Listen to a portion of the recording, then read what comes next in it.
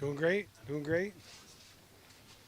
Ryan, we see Jason Peters out there working with guys right now. I mean, you and Scott have coached a lot of football, but what kind of experience does he bring to help his teammates? Well, I mean, I think anytime you have a guy that is a Hall of Fame caliber player that has done it at that level for that many years, like you're only bound to get a lot of experience and wisdom, filtering through the room. So it's been awesome having him already. It's a big help. What did you see from the guard battle last week? Swapping these guys out, how they kind of fight. I thought they both had some really, really good points. I thought there was a couple points there where both of them played their best football of the year. So I think the competitive spirit is helping that. And, I think some of the things that we still got to brush up in practice are still showing up on tape. But I thought Christian did a better job of not getting overwhelmed. I thought AD did a better job of sustaining long drives and playing through the whistle and all those things. So I think the challenges that were set out for both of them, they both accomplished. How's Jason Peters helping already, Brian? I just think he's there. Like he was just doing right behind us, just working sets with the guys. I think he's just seen a lot of football, and the advantage for our guys is that he knows all the tricks. He knows what's worked for him, what's worked for other guys he's seen, and I think he's just passing information on, which has been super helpful. Hey Ryan, passing numbers are down throughout the NFL, but your guys are up. What do you think of that? I mean, we had a big game. We don't want to end up in that type of situation, obviously, ever, where you're kind of in a position where you're playing from behind a little bit and got to throw the ball a little bit more than you want to, especially when we were having that much success running the football, which we figured out and got nailed down. And I think it's just a little bit of opportunity with that too. And then obviously Geno's playing at a really, really high level. I felt like I said it for quite a while now. I think that Geno's an elite quarterback, and it's showing up. For Geno to do what he did in that game on the road, 56 pass attempts, like how difficult is that challenge? It's hard. It's really hard. Him and the O-line, like those guys were grinding. You're calling those plays and you're continually putting them in a tough position. Those guys are racing up the field and you're trying to find screens and things like that to alleviate some of that pressure. But the bottom line is you can't use clock and you got to keep moving forward. So certainly could have made calls at different times that I thought could have helped even more. But Geno's a warrior, man. He took a couple shots. He had people in his lap at times, not because the O-line wasn't doing a good job. It was just it's hard work. When those guys are running forward and you're going backwards that much, it's tough. At right guard, it looked like you kind of rotated every two series as with those guys. I guess what was kind of the thought of doing it that way? It just gives, honestly, AB's still the starter, and it gives him a chance to get his feet set. Honestly, the whole group, you don't want to be in and out every series. So it gets one guy 2 series, and then, got a peek at Christian. And then we felt like if one of them had established themselves with a really hot hand, we could have stayed with one of those guys. So we just let it play out the whole game, which I thought was the right thing to do, and just continue to develop Christian as a young player. Have you ever seen a player? Hey Grubb, how you doing? Good.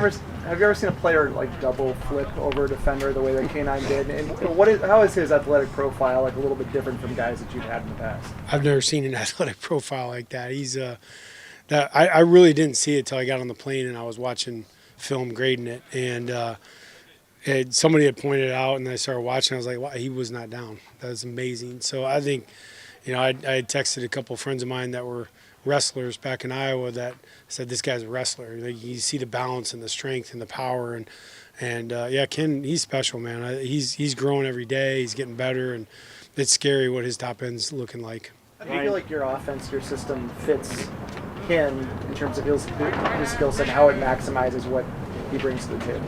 Well, I think, in a game like that, you can still throw the ball to him. You can still utilize him in the screen game, things like that. I think those are things that in our offense that if you do get limited by whether it's the game and how it's going or structurally what's happening up front, you can still get the football to your running back. And I think that's really, really important when you got guys like Zach and Ken that are special. You want to find ways if for whatever reason you can't hand the ball to them, you still can get the ball to them. Ryan, the luxury of having a quarterback that's got that quarterback presence, what does that do to you as a caller?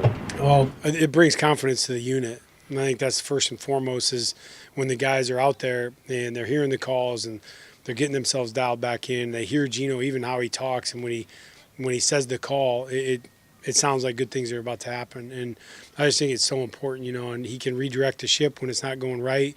He's a veteran. He's special. AB said, I asked him kind of a similar question. He said, with him, you don't have to worry about the quarterback because you just stand in your block because they trust him to do that. That's right. I think that, for a play caller, that's, numero uno is that you can trust your guy. And, no matter what the circumstance is or the play call is, you know that he's on the same page with you. He's going to be responsible. At the same time, know the right times to be aggressive. And I think that, those little gray areas for quarterbacks, that's where that elite quarterback play comes in, is finding the times to be really aggressive, knowing the times not to be, and then managing the team. And Geno's doing all three of those things at a really, really high level right now. While Geno Smith's doing well, what is his pocket presence, his ability to extend plays in the pocket? How's that helping the offense? Just in that regard? I think it's actually improved. I think he's gotten a lot better at it. And I think he moves really well. We see it out here at practice every day. You see him running around, and he'll finish a play if it's not, if it's a scramble play in practice. He's not just going to dirt the football. He's going to keep playing, and I think that he works at it, to be honest with you. I think some quarterbacks don't do that. They just kind of drop the ball on the ground and they go to the next play. But I think Geno looks for those opportunities, and he's just a really hard worker. He's looking for those things that he knows are going to come up in a football game. Was that 3rd and 8 to Smith and Jigba at midfield in the third quarter example of that, where he got outside? Oh, absolutely. Absolutely. Yeah, he made a great play there. The penalty they called on Tyler on 4th down. Is there anything they kind of learned from that at all, or was that just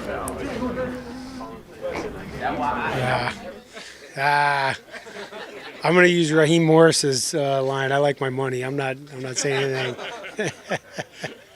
Ryan, AJ obviously got in the end zone for the first time for you this last week. Yeah. But what have you kind of seen of him through the first month of the season here? It seems like you guys trust him quite a bit to throw him out there. Yeah, no, AJ is a great competitor. He's got a lot of confidence. He's wildly coachable. He's got the approach that he doesn't know everything, but he's going to work his tail off to try to make the play. So whether it's blocking, catching the football, I really think he's one of those guys that he takes every moment that he has on the field. He never takes it for granted. I feel like he practices the same way, and it shows up on the field. So no surprise to us that AJ's doing really, really well. When was the last time you ran that hook and lateral call? That was Saturday practice, I think. It was when it was. Never run it in a game. Never run that in a game. Nope. That was first time. But we've been repping that for a while, and it came up at the right opportunity. We needed a way to stay on the field. We felt pretty confident in the look that we were going to get, and called it. And, Jack's executed at a really high level. What's kind of going through your head after you call that and you're like putting a lot of faith in multiple guys to get that done? Is it left hash? We're up. Here we go. No, that's the thing is that I think when you have plays like that, regardless of what the structure is and things like that, it's the same thing you're talking about with your quarterback, is just having a really high level of trust that they're going to do the right thing. And, I totally trusted Jax to do that, and he executed really well. Put that in training camp, or is that an in-season? That was during training camp, yeah. We've repped that for a while now. Did you have to find out if Jax can throw? What's the process? Oh, yeah, there was tryouts. You could ask the guys. There were some guys that Bobo got fired. I think Locke got fired. There were multiple guys. DK said he could throw it. He could throw it about a mile, but Jax was clearly the most accurate. What impressed you most about how the O-line played this past game? I just like how they fought through the whole game. I thought they were the ones that kept us in it, and there was a belief that, we were going to get it within one score, and we did. And just their competitive nature against a really, really good defensive front for Detroit. And I thought it inspired a lot of the guys around him. Jackson, was his toughness kind of underrated? I asked him a little bit because we see DK, his physicality. Yeah. We see DK, but doesn't it take some physicality, some of the throws that he's getting there? No, Jax that was one, when we first got here and watching film on him, some of the screens that they ran with him and things like that last year, he would get vertical quickly, break tackles, and we talk about it throughout the offense all the time. One of the things we want to be great at is forcing missed tackles. And so right now I believe we're second in the NFL in missed tackles forced, and we call that one of our gritty stats. And I think that we got the guys on the team, including Jax and DK and all the guys. When they touch the football, we expect them to break tackles, and I think Jax is the epitome of that. That was a really good catch by Bobo that he had. Obviously, it's hard to get the ball to everybody, but trying to fit him into that, I guess, what is the challenge? Yeah, I think you want to make sure that anybody you have on the field, obviously when you're throwing the ball, that there's legitimacy that they're a target out there, and we try to make sure we honor that with all the guys. And Jake's a really good receiver. You know, he's not just a blocking threat. We've all seen him out here making a million plays, so ton of trust with him. Geno Smith was talking about Giants mixed coverage or even change after the snap coverages. Is that unique to them, or is that becoming now the trend in the NFL? No, there's definitely the mixed coverages and changing post snap is pretty standard in the NFL. They do a great job of it, though. They disguise things well. The guys they have up front, the Giants, just what kind of challenge is that on their defense? Yeah, no, they're really good across the board. I'd say, you know, as far as all four of them, this is the best front we'll have faced. They obviously have a really good nose and two defensive ends that could play anywhere in the league. So I think there really isn't a resting spot, if you will, on the offensive line this week at any given point. So they just got to be ready to go and battle and fight. And I think that's the biggest part is there's a lot of confidence that they will do that. They know that it's a tall order, and I think the biggest part is they're up for it. Anything else, guys? All right, thank you. Have a great day.